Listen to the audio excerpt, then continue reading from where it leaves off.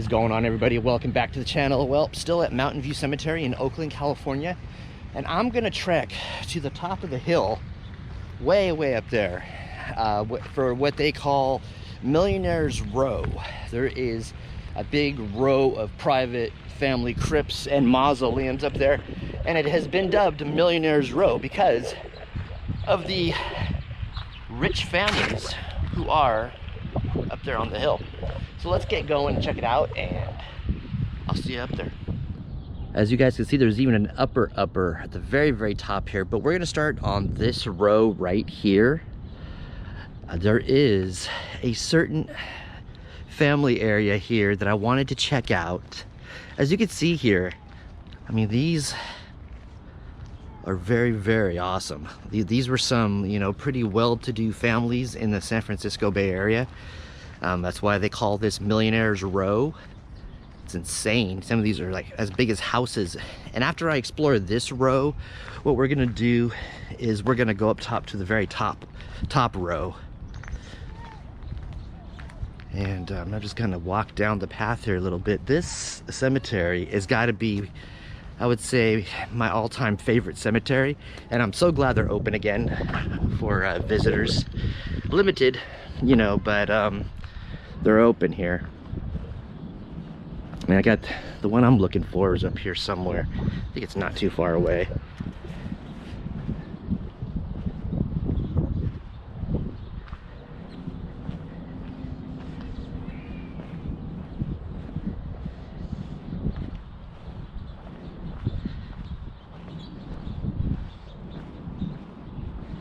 It's this one right here.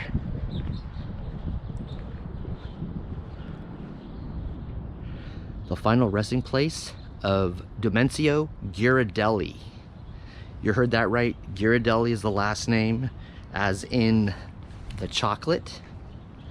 And this is the family right here.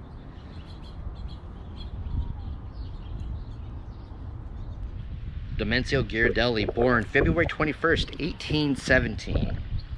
He was a candy maker. Ghirardelli was born in Rapallo, Italy in 1837. He married and moved to Uruguay, where he, early in his life, began an apprenticeship at Romanengo's chocolate shop, which was his first introduction to the confectionery industry. In 1838, he moved to Peru, where he opened his first confectionery store. By 1849, he was attracted to the United States by the prospect of gold. He sailed to California to become a prospector. Failing at this, he opened a general store in Stockton. Meeting with success, he opened a second location in San Francisco during 1851. However, both stores were destroyed by a fire. In 1852, he opened Ghirardelli and Ghirard, a confectionery. The year 1884 brought about 3 of his sons coming into the business as partners. In 1892, Ghirardelli retired after 40 years in the business. During a trip to Italy in 1894, he passed away, leaving the company to his sons, Domingo, Joseph, and Louis. That's very interesting. Ghirardelli family. Have you ever had a Ghirardelli chocolate bar? Well, Domenico, who's inside here with his family, his sons and his spouse and everybody, is the one that started it. Fortunately, we can't go in. There was a wreath left here.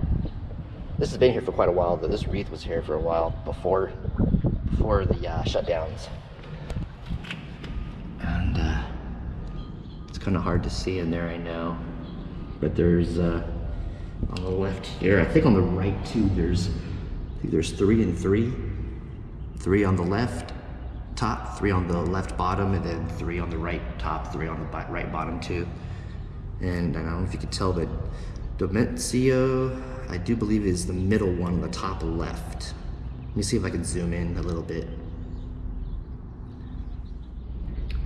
I know the light is not ideal inside here, but there is family on the left and right side. I think there's approximately, I think from what I can see from here, 6 on the left and 6 on the right, I think. But yeah, it's kind of hard. Such a beautiful, beautiful structure. I wish I could go in. Unfortunately, I cannot. There's nice decorative little sculptures here when you walk in the door on the right. And on the left here.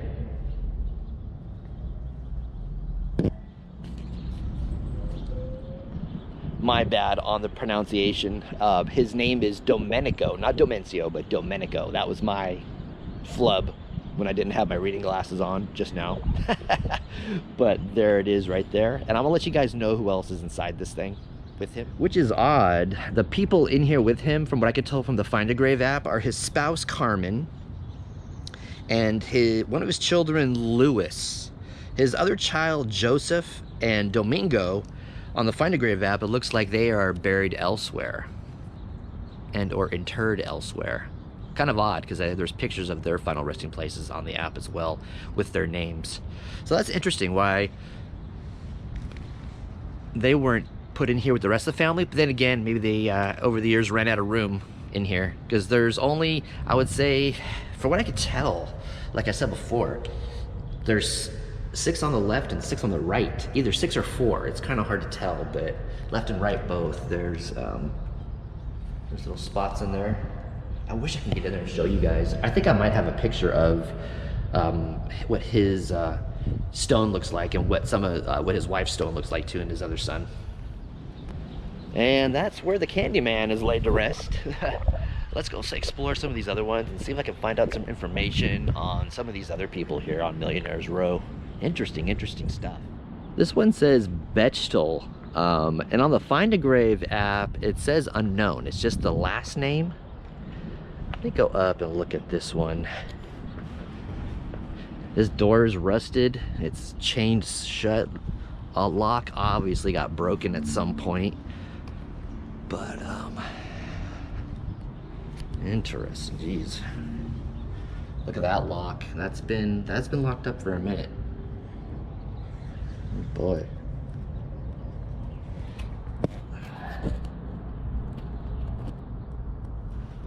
I got Caroline and John on the left here.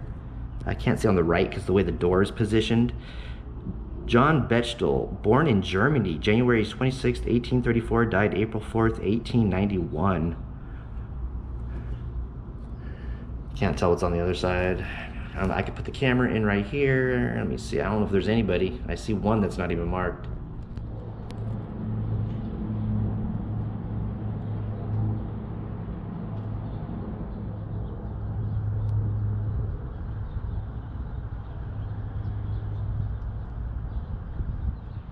Couldn't find much on this one.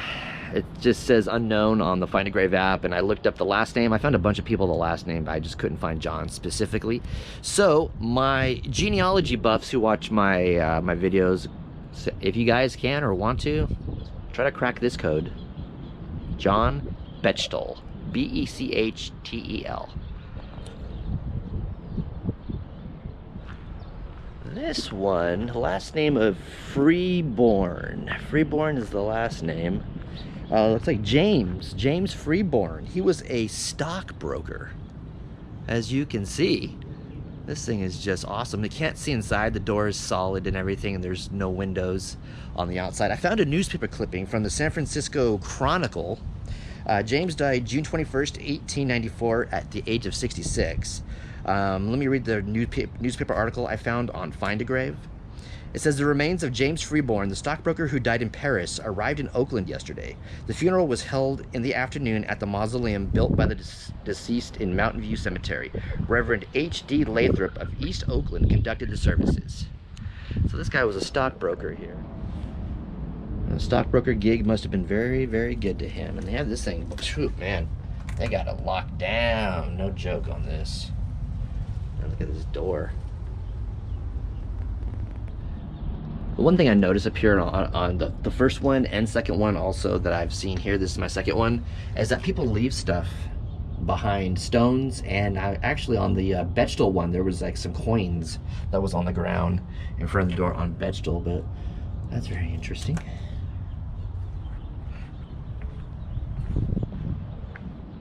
This one coming up here has got some beautiful palm trees here. Look at this.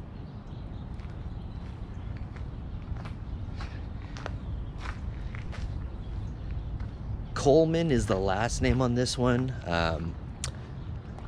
Couldn't find anything on this one. I don't know if I could see inside. The door's kind of tall. There is an opening in the door, but I don't know if I can see inside. If I find anything out about this family, I'll let you guys know. But yeah, this is a tall door, so I'm not really sure.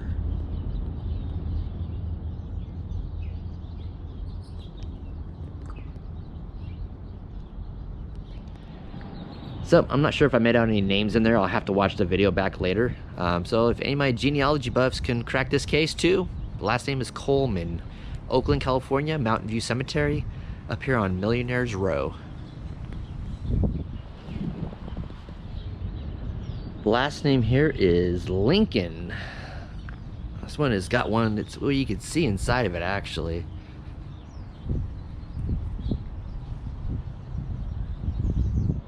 This is a nice one. We've got just many people in here. We got Bessie, Henry, children of Jerome and Bartlett Lincoln, which is Jerome Lincoln's kids. Alfred Bowman, son of Jerome and Philander Lincoln. Ah, okay. And there it is.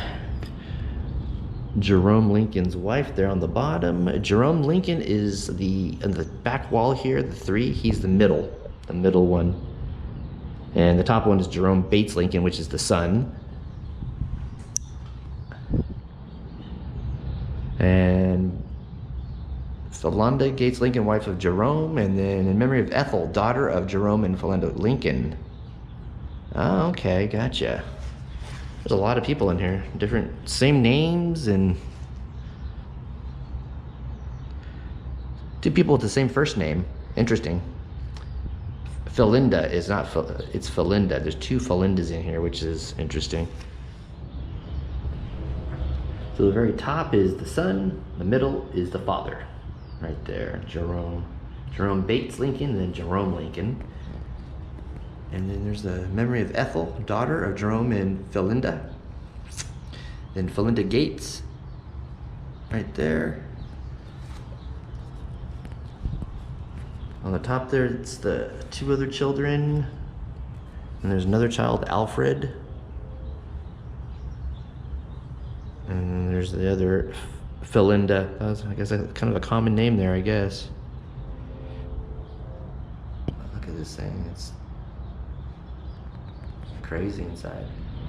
Krenhagen, Gustav Krenhagen. Another notable family out here. Guess Gustav owned a small store and a hotel. He was into cattle herding. Was the first to raise grain on the west side of the San Joaquin Valley in Fresno County. Says his sons raised working on the land owned by him, went into cattle business, forming their own company, Krenhagen's Incorporated, that became the largest cattle company in Fresno County. They raised both sheep and cattle. So, another well-to-do family, Krenhagen. They were in different businesses. It looked as though, beautiful door. This thing is just beautifully kept. Look at, that's the inside of this.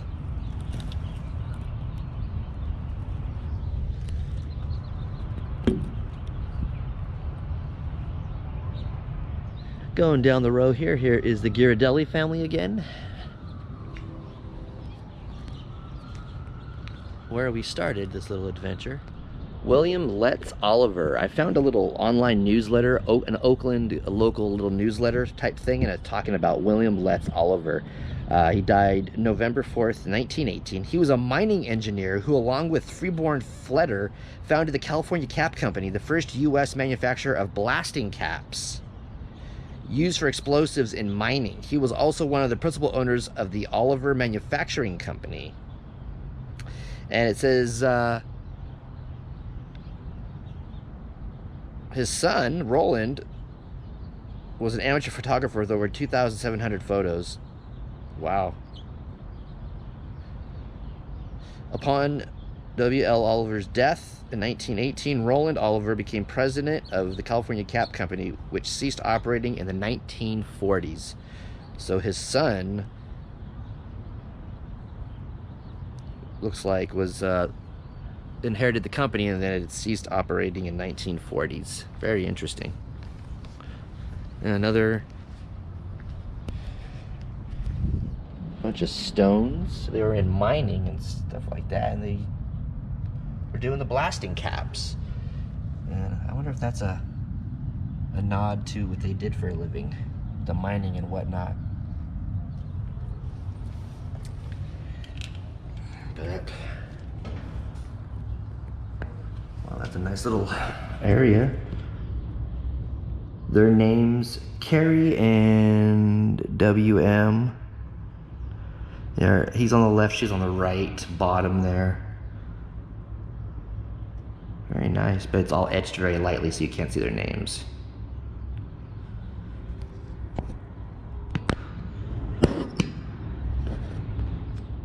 The Doe family, D-O-E, there's a ton of people in here. They were settlers, and one of them was Bartlett Doe. He was a businessman. He was a partner in the firm of B and J.S. Doe. He died as a result of heart failure caused by the shock of the 1906 San Francisco earthquake. He was 85 years old at the time. So Bartlett Doe, which is one of the many people in here, died from shock caused by the San Francisco 1906 earthquake. That is insane. Looks like this door over the years might have been replaced. This door looks super new. I mean, it's not just painted nicely. It's like new, this door.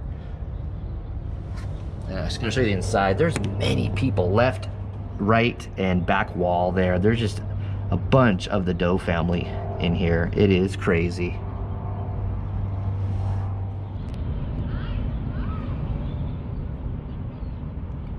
Bartlett is on the left side here. The middle row, second one in, is Bartlett.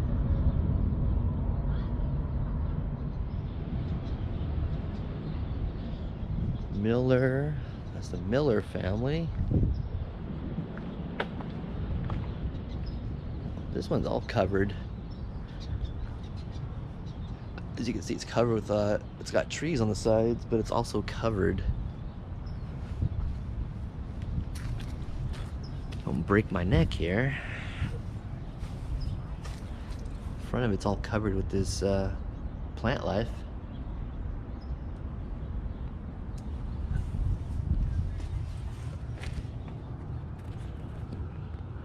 Looks like the name is Greenwood. Maybe I can look up some of these guys and see who is who.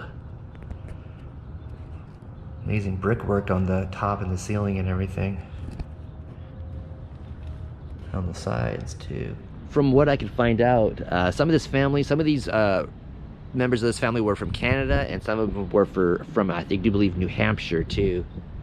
There was just a bunch of census records on them, but nothing really that I could find definite about like what they did or who they were. So if you guys want to try to crack that one too, go for it. The Clift family here. Let's see here. William Clift.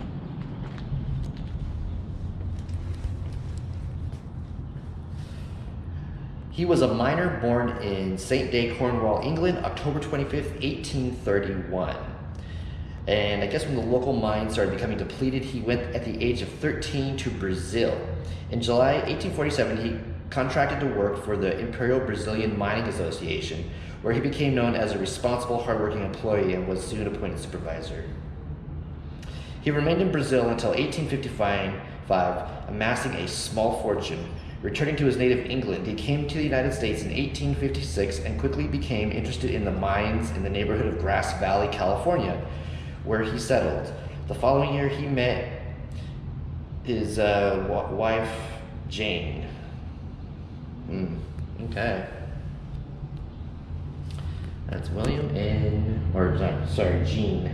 Not Jane, Jean, excuse me. Jean Muir. William was a native of England and Jean was a native of Scotland.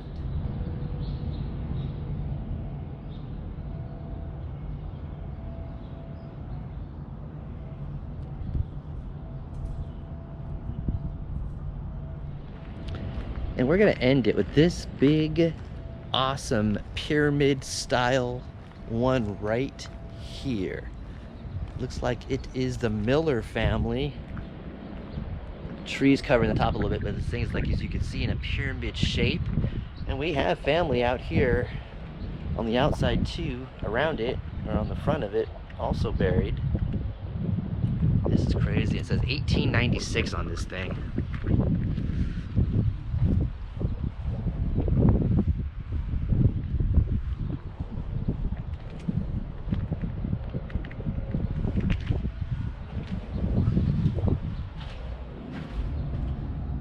Wow. Any? Interesting about this, it looks like somebody was possibly moved, as you can see.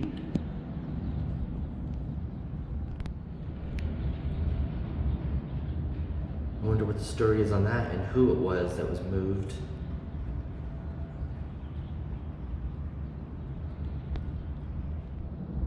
So right there at the bottom we have Albert Miller. He was born 1905, he died 1971. He was a banker and capitalist. He was also president of Pacific Gas, Light and Heat Company of San Francisco. Very, very interesting. It says from at least 1880 to 1908, the Millers lived at 1264 14th Street, Oakland. So he was a banker and he was president of Pacific Gas, Light and Heat Company, which is why he's on Millionaires Row, obviously. And there's just different members of the family, as you can see here.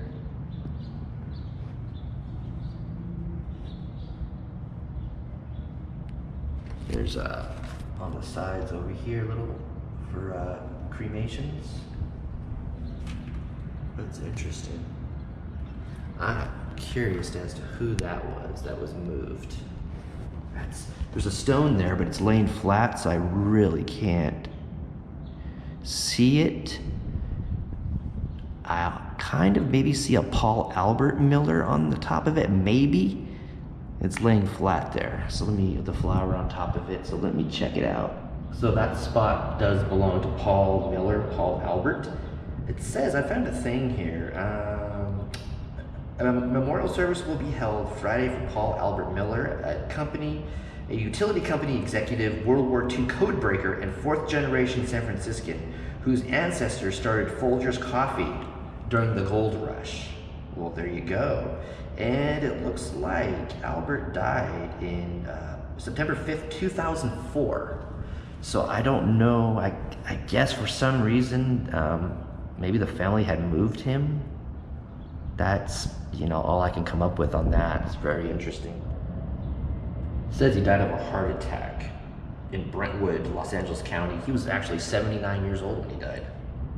As I stated, he was born in San Francisco in 1924, coming into a long line of businessmen dating back to James A. Folger, a California pioneer who supplied miners with coffee and spices during the gold rush, creating a brand name that has endured through the generations. So, they got some ties to some of the coffee people too. And he was just a businessman, all-around businessman. And there's a ton of family in here also. It's crazy, and I love this on the door. Well, that's it for this video. We're gonna go, I'm gonna do a part 2 to this video. We're gonna go up top and the top row here and check out some of the ones up top. There are some bigger ones up top than the ones here I showed you today. Thank you all so much for watching. If you are digging this video, please give it a thumbs up.